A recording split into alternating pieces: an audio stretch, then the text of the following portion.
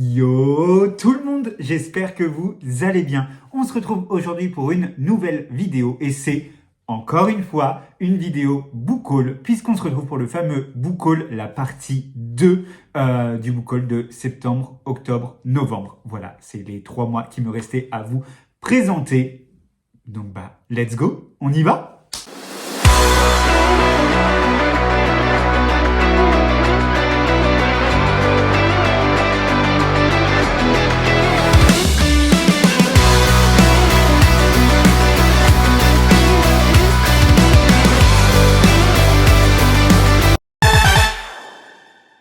Au mois de septembre, j'étais parti dans l'optique d'être en no-buy. Voilà, j'avais craqué pour quelques livres au mois d'août. Donc j'avais dit septembre, je suis sage. Mais est arrivé le vide-grenier de ma ville.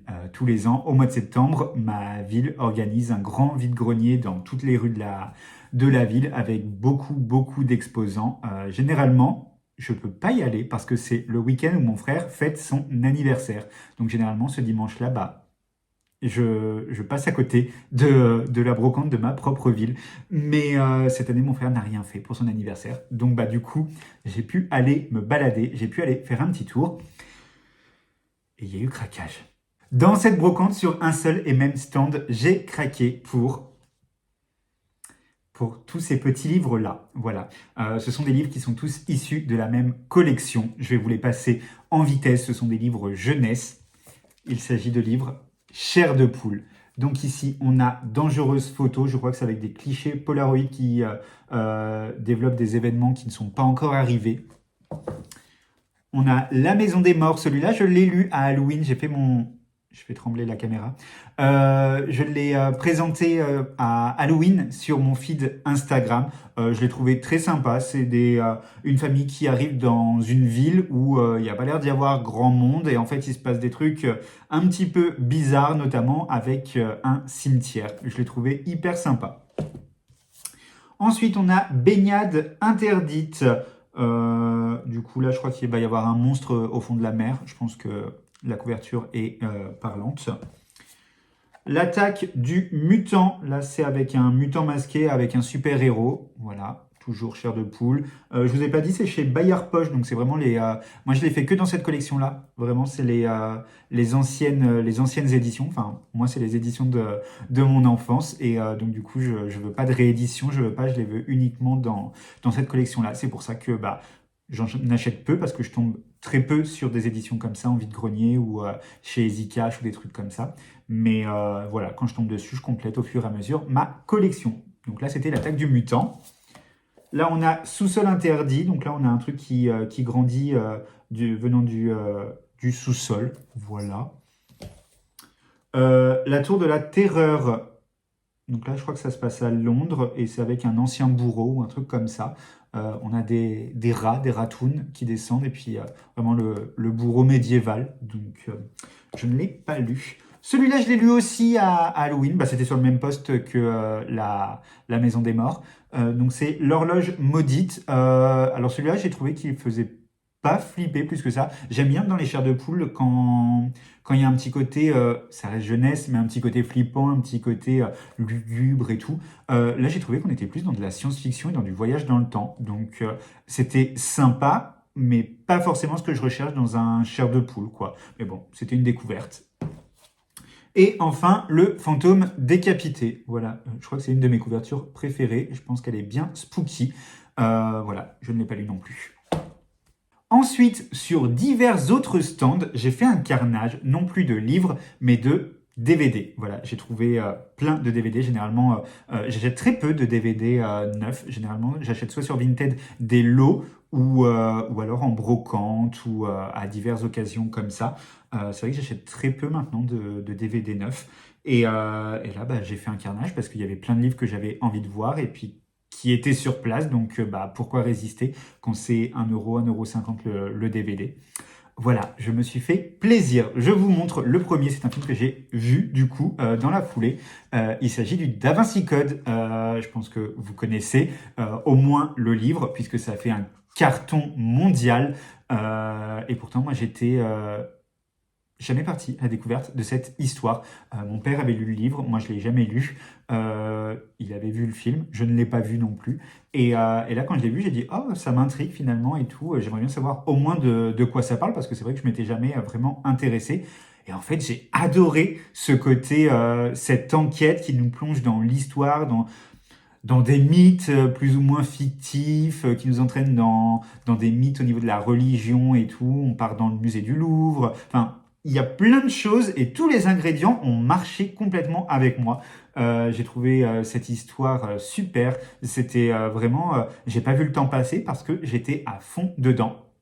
Les acteurs ne me déplaisaient pas, donc vraiment c'était trop cool. Par contre, il va falloir que je me le rachète parce que le DVD bloquait à la moitié du film.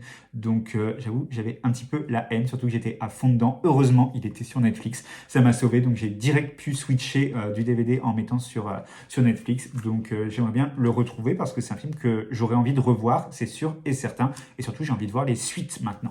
Ensuite, c'est un film que j'ai vu régulièrement passer dans mes propositions Amazon et tout, de vous aimerez peut-être. Et pourtant, je m'étais jamais lancé à le regarder. Là, je l'ai trouvé à 1 euro, donc forcément, j'ai craqué. Il s'agit de Battle Chip. Le combat pour la Terre se gagnera en mer. Et vraiment, ce qui m'a fait craquer, c'est parce qu'il y a Rihanna qui joue dedans. Comme ça, c'est mieux. Voilà. Rihanna joue dedans, donc forcément, j'avais envie de la voir en tant qu'actrice. Je crois que la seule fois où je l'avais vue, c'était dans American Girl 3. Donc, je pense que c'était pas son plus grand rôle. Je pense qu'elle n'était pas au maximum dans cette histoire de Pom Pom Girl. Mais donc, du coup, là, ça a l'air très sympa. Je crois qu'on est sur une histoire d'armée avec une menace extraterrestre qui menace d'anéantir la Terre. Donc, je me suis dit, pourquoi pas? Ça a l'air d'être du grand spectacle. À voir ce que ça donne. Un autre film dont j'ai entendu parler et que je m'étais jamais lancé à le découvrir, il s'agit de Signe avec Mel Gibson. Vous savez, c'est ces fameux crop circle, un truc comme ça, où c'est dans les champs et tout, les extraterrestres qui font des formes apparemment. Je sais pas dans ce film ce que ça va donner puisque je ne l'ai pas vu, mais c'est une histoire dont on a énormément entendu parler. Sur la même thématique, j'avais regardé, il y avait une saga de l'été de TF1 qui avait été faite. Je l'avais trouvé moisi. Voilà, c'était la dernière saga de l'été de TF1 et j'ai plus le nom. Mystère, voilà.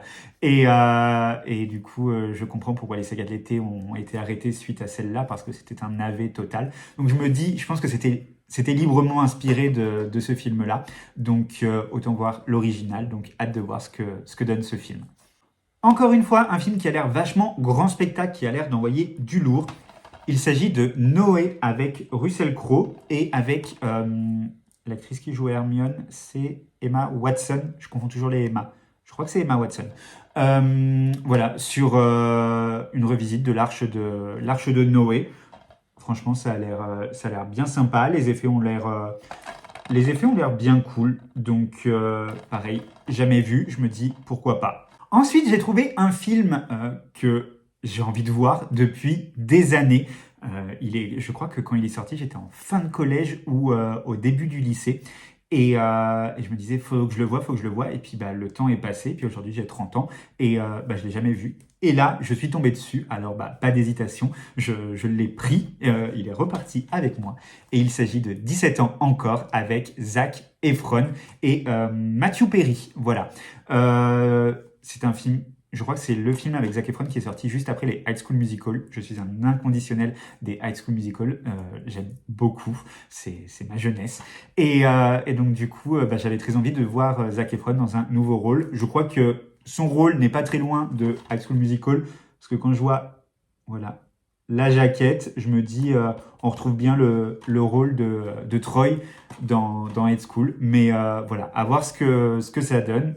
Toujours sur le côté nostalgie, jeunesse, j'ai trouvé un film que cette fois j'avais déjà vu, mais quand j'étais enfant, c'était les petits dessins animés que je regardais le samedi matin ou le dimanche matin, et j'adorais sur TF1, je crois.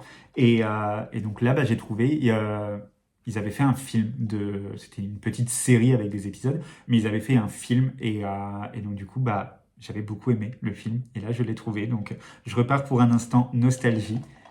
La cour de récré. Ah, ça s'appelle Vive les vacances. Je ne sais pas si vous vous souvenez de ces personnages qui nous emmenait dans une cour d'école atypique où il y avait un roi, il y avait plein de bêtises de fête, il y avait une prof, je sais plus le nom de la prof, elle est là en photo, avec sa robe jaune. Elle était horrible cette prof.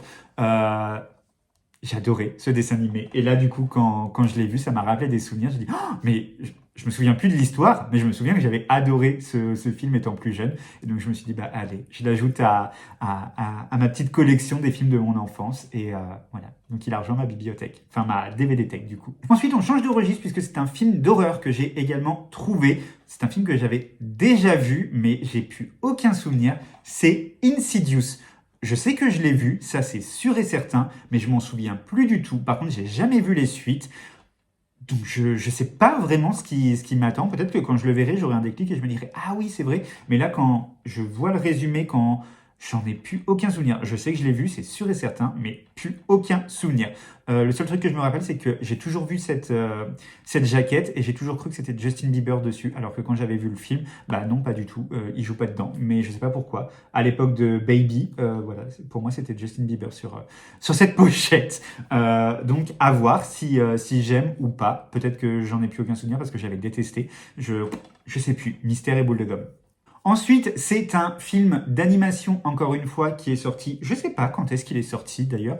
Je me rappelle même pas avoir vu une bande-annonce de ce film, mais qui a remis un petit peu au goût du jour un héros qui n'était pas du tout de mon époque, mais plutôt de celle de mon frère et de ma sœur, que je connaissais de nom, Albator, le corsaire de l'espace.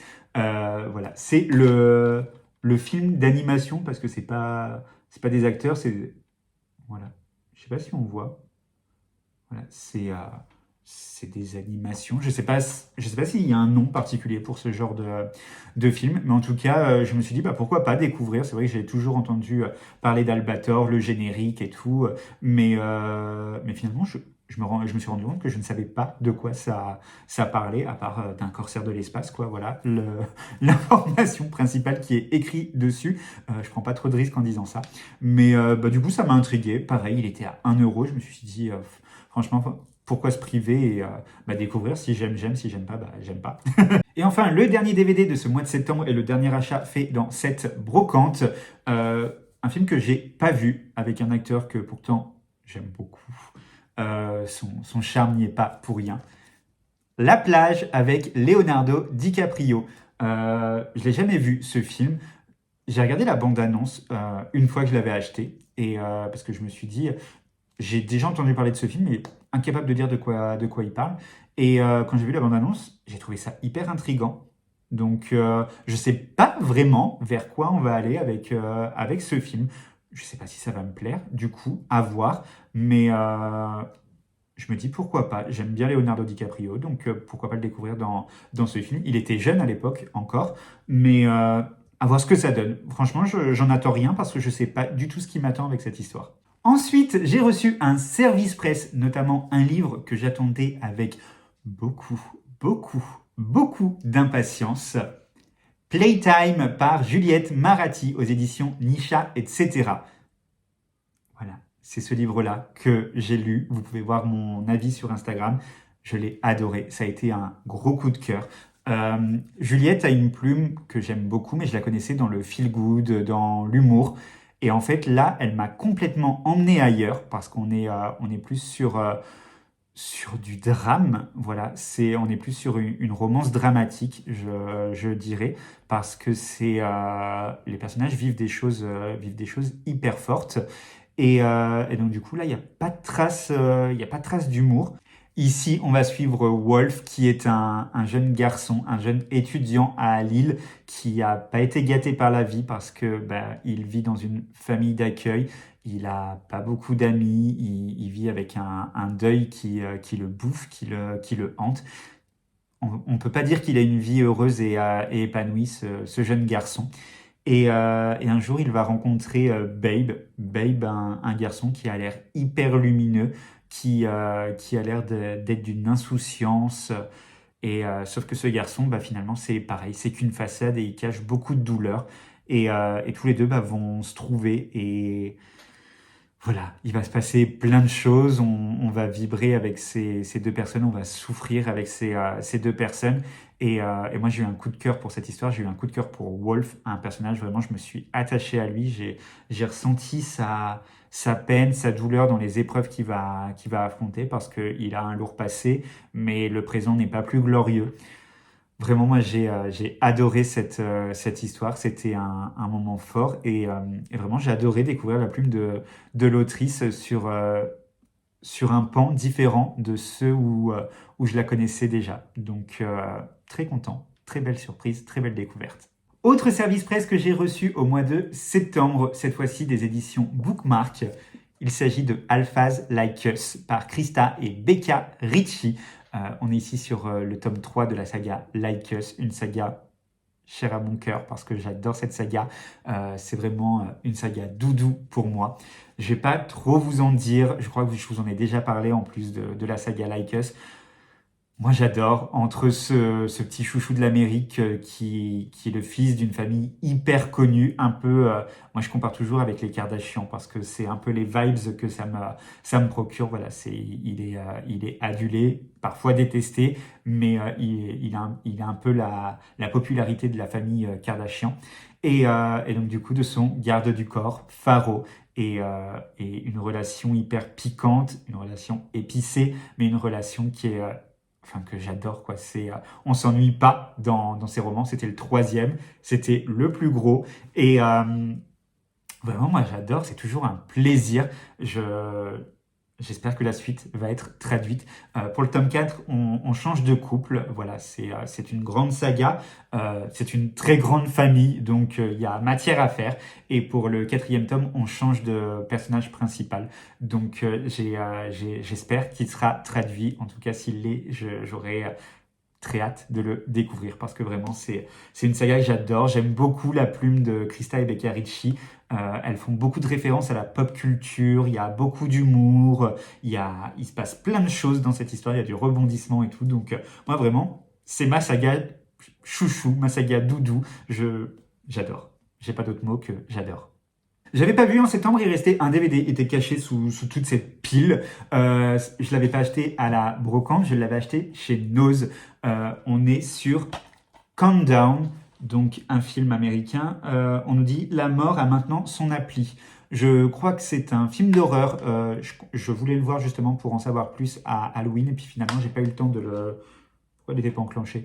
J'ai pas eu le temps de le regarder à Halloween. Je crois qu'on est sur une application, une nouvelle application qui prédit la date de votre mort. Et en fait, quand le minuteur arrive, vous mourrez, quoi. Et j'ai l'impression qu'il n'y a pas de possibilité d'annuler l'application. Et puis que même quand tu essayes d'échapper à la mort, la mort vient te chercher quand même. Donc j'ai eu l'impression un petit peu des vagues similitudes avec Destination Finale. Pas vraiment amené de la même façon, mais dans le principe. Donc j'étais curieux de voir ce que ça allait donner. Je vous montre à chaque fois derrière les jaquettes, il y a toujours des petites photos qui peuvent donner envie. Enfin, souvent, moi, c'est comme ça que ça me donne envie, c'est avec les petites photos qu'il y a derrière. Donc, à voir. Je ne sais pas quand est-ce que je le regarderai, si j'attendrai Halloween ou si j'arriverai à me le caser avant. Mais en tout cas, voilà, ça me tentait bien, ça me donnait bien envie. Pour le mois d'octobre, vous allez voir que j'ai été hyper sage. Franchement, j'ai été exemplaire parce que je n'ai pas acheté de livres, je n'ai pas acheté de DVD. J'ai reçu 3 services presse. Donc, j'ai 3 livres à vous présenter pour ce mois d'octobre.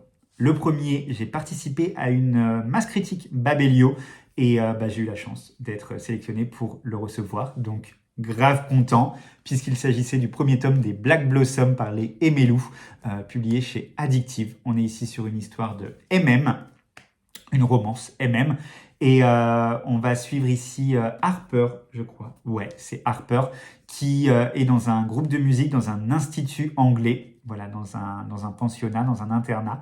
Et en fait, il est dans un groupe de musique, ils s'inscrivent dans un concours pour un gros label, sauf que leur chanteur, il va un petit peu déconner et il va se faire virer de l'institut. Donc du coup, le chanteur peut plus faire partie du groupe.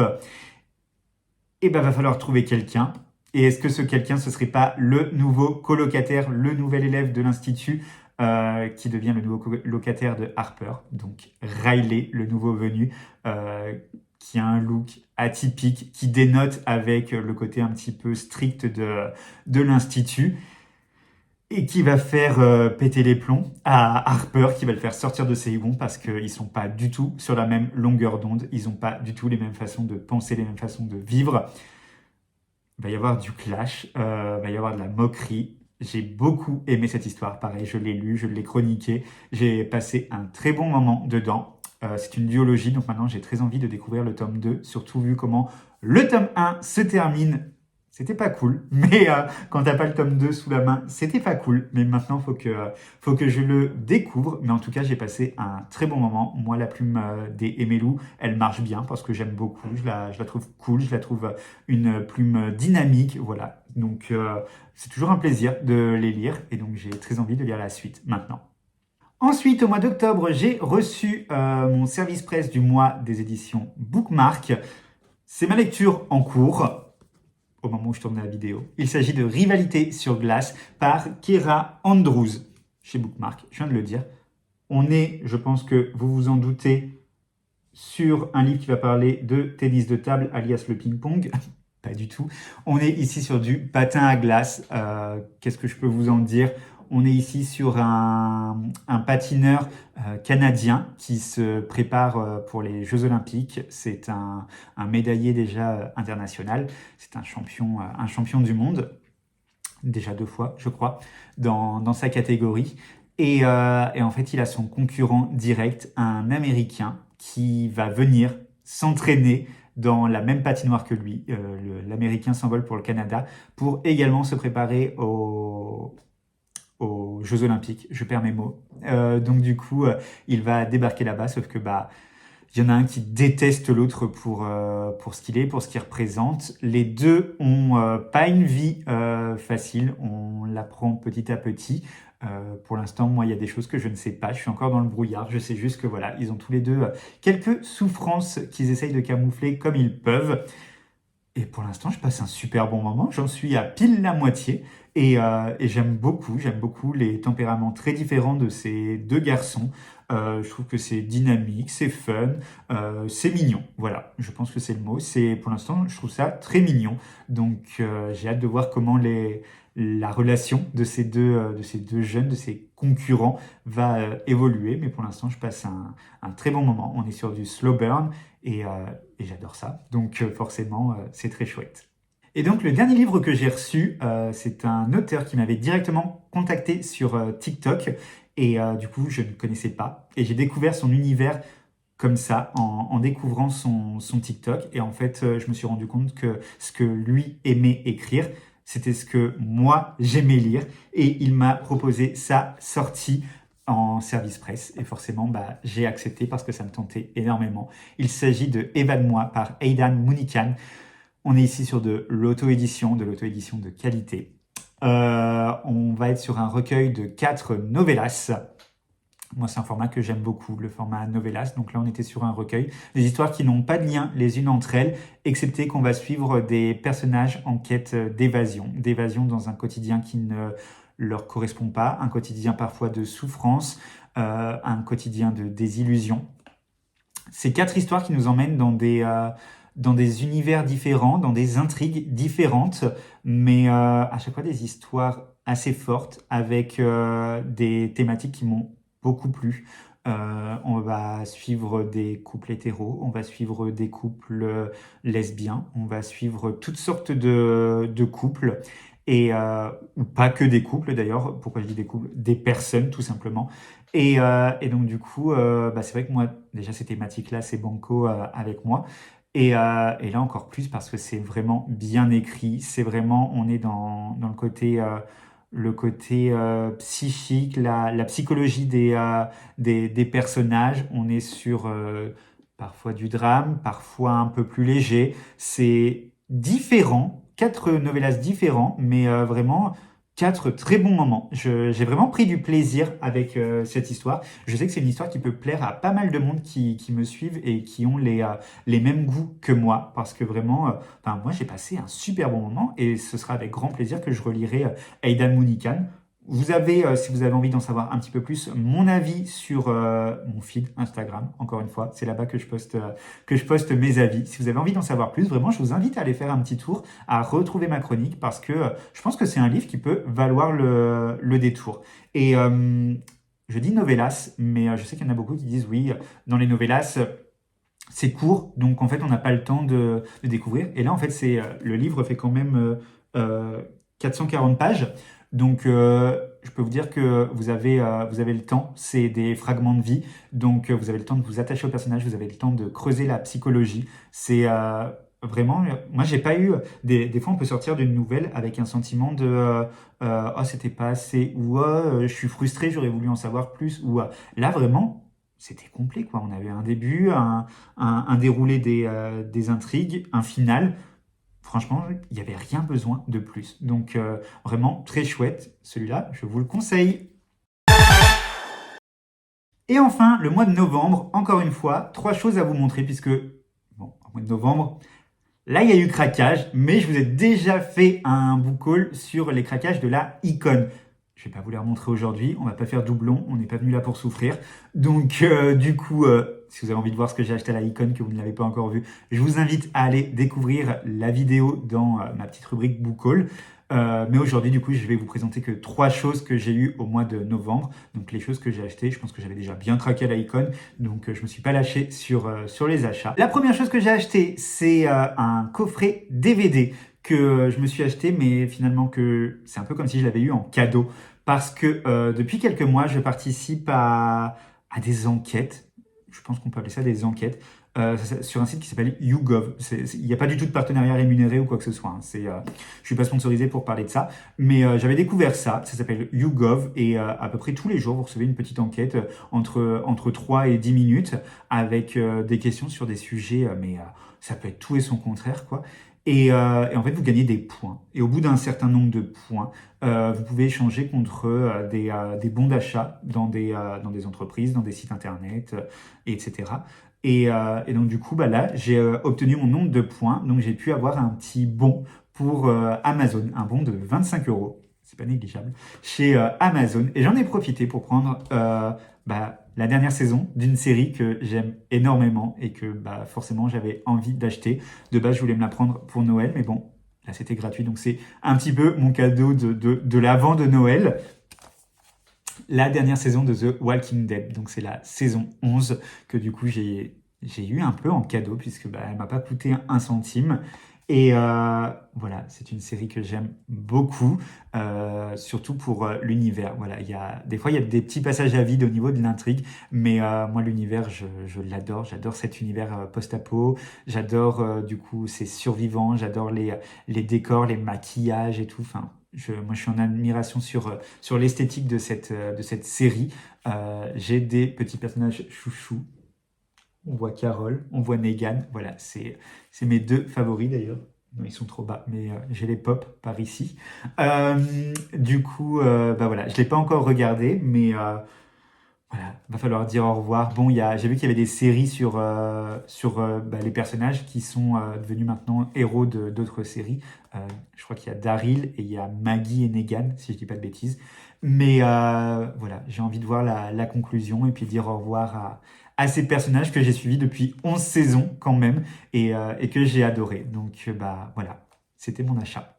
Ensuite, c'est un service presse de Nisha, etc. que j'ai reçu, mon service presse du mois de novembre, du coup, que je n'ai pas encore lu, que je me garde pour après Noël, parce que là, c'est vrai que je suis parti à part Rivalité sur glace, mais je suis parti dans les petites romances de Noël. Donc celui-là, je le garde pour le début d'année. Et il s'agit des mots du secret, écrit par Malo Wolf, donc chez Nisha, etc., puisque c'est eux qui me l'envoient. Cette histoire m'a beaucoup tenté quand j'ai reçu le catalogue Nisha, tout simplement parce qu'on va suivre une jeune fille qui travaille aux États-Unis dans une maison de retraite, dans un EHPAD. Et en fait, elle va discuter avec une de ses pensionnaires, donc une femme âgée, qui va lui remettre une lettre et elle va lui demander un petit peu de mener l'enquête sur ses origines, sur sa jeunesse. Et donc, du coup, la jeune femme va partir retrouver le petit-fils de cette dame, de cette pensionnaire. Et voilà, il va y avoir une enquête. une enquête menée par une tierce personne. Et ça m'a donné envie parce que je fais de la généalogie, j'adore tout ce qui a un lien avec la famille. Euh, J'aime beaucoup à chaque fois quand il y a des grands-mères dans les histoires. Je pense que c'est parce que j'étais très très proche des miennes qui ne sont plus là. Et donc du coup, j'ai toujours un petit moment d'émotion quand il y a quand il y a des grands-mères dans les livres. Voilà, c'est mon petit talon d'Achille. Et donc du coup, là, le résumé m'a donné hyper envie. Apparemment, il y a un petit soupçon de magie de Noël en plus dans l'histoire. Donc voilà, j'ai hâte de découvrir. J'en ai pas encore vu d'avis, donc ce sera vraiment à l'aveugle que je vais plonger. Mais c'est une histoire qui me tente beaucoup et j'ai hâte de vous en parler. Et enfin, le dernier livre de cette vidéo book haul, c'est un livre, je ne pouvais pas passer mon tour. Je savais que j'allais l'acheter parce que j'avais très envie de le lire.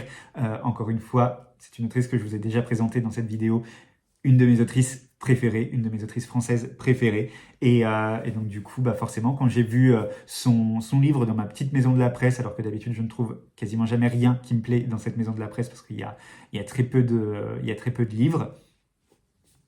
Là, j'ai trouvé 10 façons de le larguer avant Noël par Madame Juliette Maratti. Tout à l'heure, je vous ai parlé de Playtime. Là, on retourne dans l'humour avec cette romance de Noël. J'ai adoré, je l'ai lu. J'ai posté, au moment où je tourne cette vidéo, j'ai posté cette semaine la chronique. Et vraiment, j'ai adoré cette histoire. J'étais mort de rire. Il n'y a que Juliette Maratti pour me faire rire sur des lectures. Ça arrive souvent que je sourisse, mais alors là, j'ai ri aux éclats. Vraiment, je pense que je me suis fait les abdos parce que vraiment, je me tapais des barres sur cette histoire. Pour vous en dire un petit peu plus sur cette romance de Noël, on va suivre Mabel, qui est l'assistante personnelle d'une star de la musique en Angleterre. Mabel qui ne veut pas fêter Noël, Mabel qui est une fêtarde invétérée et qui veut partir se la couler douce à Hawaï, loin de sa famille, loin de son boulot, sauf que à cause d'un événement climatique, elle peut pas. Donc, plutôt que de partir dans sa famille, plutôt mourir, il y a son patron qui l'invite à venir passer Noël dans sa famille à lui. Donc, elle le suit. Sauf que, sur place, elle va découvrir que son patron s'est inventé une petite romance avec elle pour calmer les ardeurs de sa famille. Et donc, Mabel, elle va se retrouver prise au piège dans cette énorme famille avec ce quiproquo, ce mensonge, dans une fête qu'elle n'aime pas particulièrement, et ça va donner des situations complètement rocambolesques, complètement tordantes. Moi, j'ai adoré les personnages, j'ai adoré le personnage de Mabel, j'ai adoré son boss. Voilà, j'ai passé un super bon moment dans cette histoire. Vraiment, moi, je vous la recommande si vous voulez vraiment une histoire de Noël qui change, parce que Mabel, c'est vraiment une anti-héroïne. C'est pas l'héroïne qu'on a l'habitude de voir dans les téléfilms de Noël ou dans d'autres histoires, dans d'autres romances de Noël. C'est un peu une Grinch au féminin. Et moi, j'ai trouvé ça très cool. J'ai trouvé que ça changeait. C'était une vraie bouffée d'air frais. Donc, moi, j'ai adoré cette histoire. J'ai passé un super bon moment. C'était fun, mais on avait l'esprit de Noël quand même qui était là. Donc, franchement, très cool. Très, très bel achat, je ne regrette pas du tout. Et encore une fois, mon avis est sur mon feed Instagram. Voilà, tout est bon, je vous ai tout montré, je crois que je n'ai rien oublié, ça n'a pas l'air. Donc voilà, n'hésitez pas à me dire si il y a certains livres que vous connaissez. J'essaie de vous parler en même temps des livres que j'ai déjà lus, puisque je ne fais plus de retour lecture en vidéo YouTube. Donc j'en ai profité pour vous en parler un petit peu, vous donner quelques grandes lignes de mon ressenti lecture sur les livres que j'avais déjà lus. Donc voilà, j'espère que cette vidéo vous a plu. N'hésitez pas à me laisser un petit commentaire et un petit like, ça fait toujours plaisir. Ça donne envie de créer du contenu quand on a des retours, surtout que voilà, il y a du tournage, il y a du montage, il y a de la publication, donc avoir un petit retour, ça fait toujours plaisir. Donc voilà, je m'arrête ici, je vous souhaite une belle journée, et puis je vous dis à bientôt. Ciao!